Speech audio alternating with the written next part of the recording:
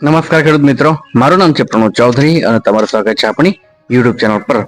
હું તમને અહીંયા સારા બિયારણો, ખાતરો, દવાઓ એની સંપૂર્ણ માહિતી આપું છું અને એના લીધે આપણી સાથે સંકળાયેલા બધા જ ખેડૂતોના તમારા જેવા તમામ ખેડૂતોને ખૂબ સારા લાભ જોવા મળે છે।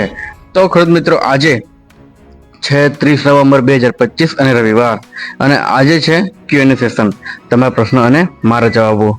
તો ખેડૂત મિત્રો, આજે તમારે જે કંઈ પ્રશ્ન હોય એનો આપણે સરળ ભાષામાં તમને જવાબ આપીશું અને તમે એનાથી સમજીને, વિચારીને, જોઈને, સાંભળીને તમને સારું એવું નોલેજ વધશે અને સારા જે કંઈ તમે પાક કરો છો, ભીંડા, ગુવાર, જે કંઈ તમે શાકભાજી કરો છો એમાં તમને સારું એવું નોલેજ મળશે અને એ નોલેજથી, એ જ્ઞાનથી તમને સારી એવી પ્રોફિટેબલ ફાર્મિંગ એટલે કે નફાકારક ખેતી તમે કરી શકશો। ઓછા ખર્ચામાં સારું એવું પ્રોફિટ તમે કરી શકો, બરાબર।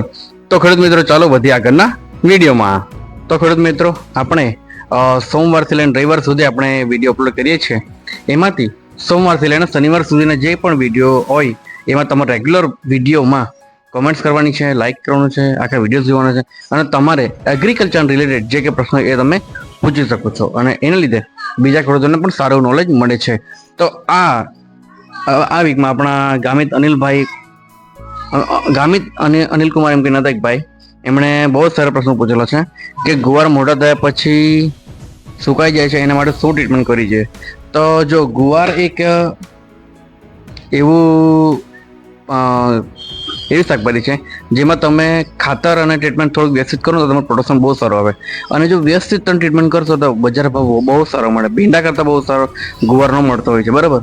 તો આ જે ગુવાર છે, ગુવારમાં તમારે શરૂઆતમાં પાયામાં તમારે SRP 9 આપી દો અને માઇક્રોનું તમે શરૂઆતમાં આપી શકો અને પછી આવી રીતે ખરાબ થાય તો એના માટે સ્ટેપ્રો છે અને COC છે। સ્ટેપ્રો ને COC, કોપર ઓક્સાઇડ, એ તમારે મિક્સ કરીને ડ્રિંચ કરવાનું છે, જેથી મૂળખાનો પ્રોબ્લેમ ના થાય, સુકાઈને પીડા થાય ના, આવો પ્રોબ્લેમ ના થાય।